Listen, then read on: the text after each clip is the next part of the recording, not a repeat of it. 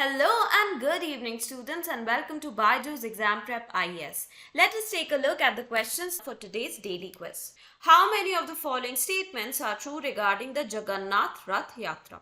It is an important festival for the devotees of Lord Krishna.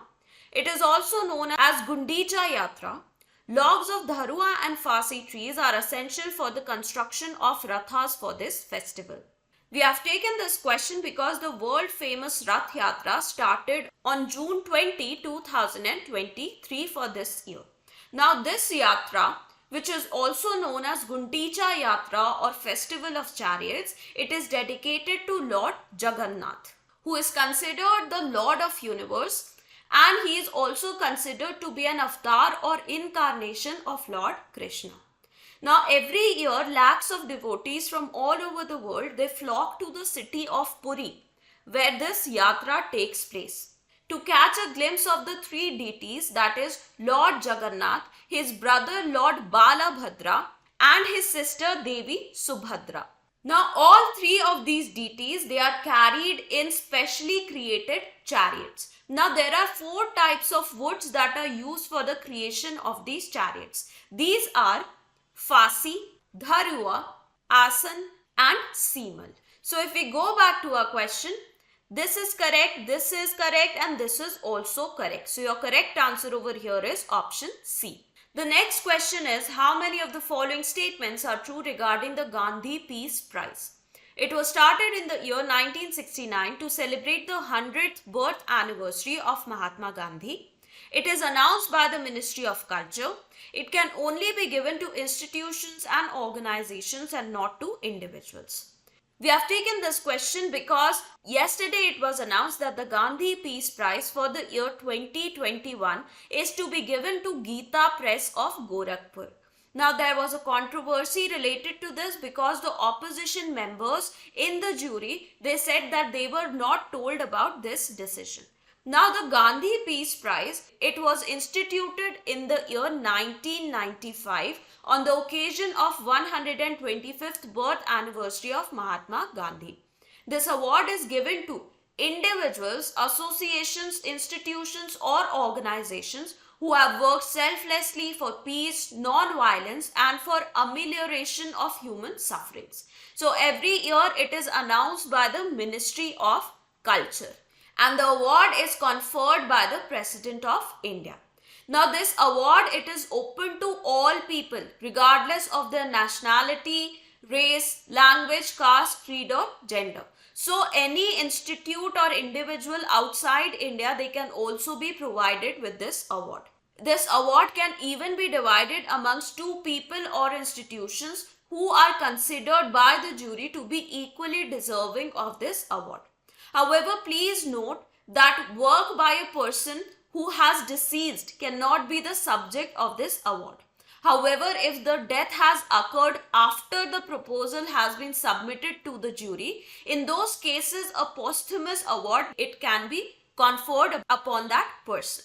So if we go back to the question, this is incorrect and this is also incorrect. This is correct. So your correct answer is option A. Next question is, an underwater submersible, Titan, is in the news for which of the following reasons? It has been commissioned to explore the depths of deepest point on Earth, the Challenger Deep. It has been a part of the study to understand the impact of sea warming on the Antarctic ice sheets. It has been launched by the Government of India to explore gas hydrates in our exclusive economic zone. It was launched to take people to the ruins of Titanic and is now missing.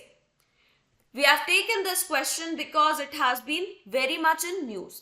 This submersible called Titan, it was carrying a few people and it has been missing for some days now.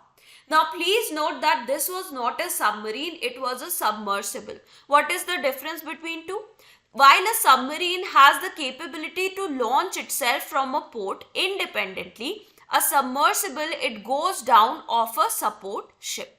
So if we go back to our question, option D is our correct answer, and this question was very straightforward. However, if this was not so much in news, after a few months, this question, it might have been a tricky one. The next question is, how many of the following pairs of places in the news and their country are correctly matched? Chashma, Pakistan; Newfoundland, Canada; Kherson, Ukraine.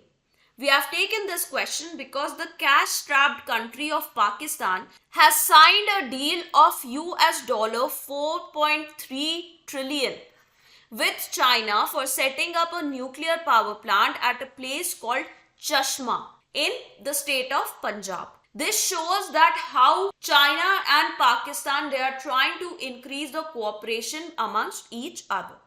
If we go back to the question, this means that this is correct. What about second and third? See, in the last question we talked about Titan.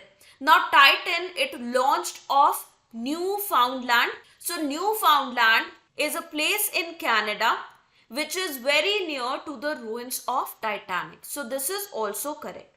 This was in news because in Ukraine, a large dam known as Kakhovka Dam, it was burst either by the action of Russians or Ukrainians, it is not clear yet. This dam, it was located in the Kherson province or Kherson Oblast in Ukraine. So this is also correct, and our correct answer is option C. Now a PYQ from the year 2020. If a particular plant species is placed under Schedule 6 of the Wildlife Protection Act, what is the implication? A license is required to cultivate that plant. Such a plant cannot be cultivated under any circumstances. It is a genetically modified crop plant. Such a plant is invasive and harmful to the ecosystem. Now, the Wildlife Protection Act of 1972, it protects both animals and plants.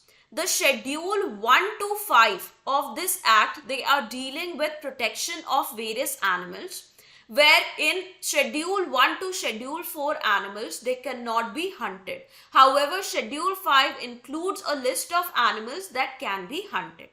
The 6th schedule, it talks about the various wild plant species in the country. Now this list, it contains plants that are forbidden from cultivation, like pitcher plant, like blue vanda, like kuth, like red vanda, and these plants, for their cultivation in any cases, a license is required from the government entities. So option A is your correct answer. Now we come to the fact of the day, which is about International Commission on Large Dams.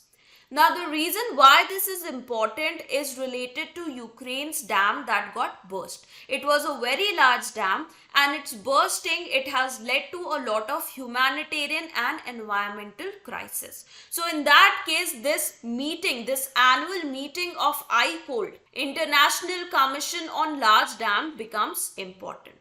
From India, the National Hydroelectric Power Corporation Private Limited, it has taken part in this meeting that is being held in Gothenburg, Sweden.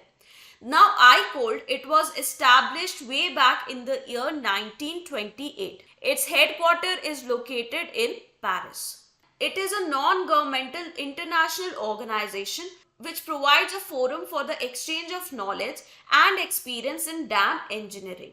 So its members are essentially practicing engineers, geologists and scientists from governmental or private organizations, consulting firms, universities, labs and construction companies.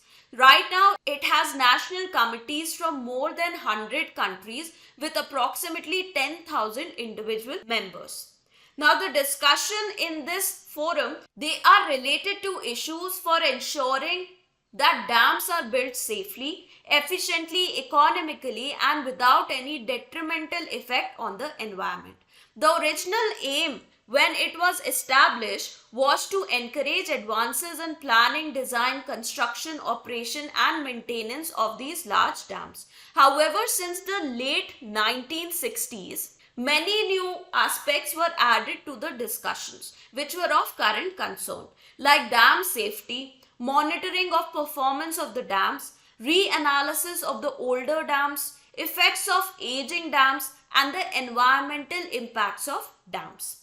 In fact, more recently, some more subjects they are included, like cost studies at the planning and construction stages, harnessing international rivers, information for the public which might get affected due to the construction of these dams.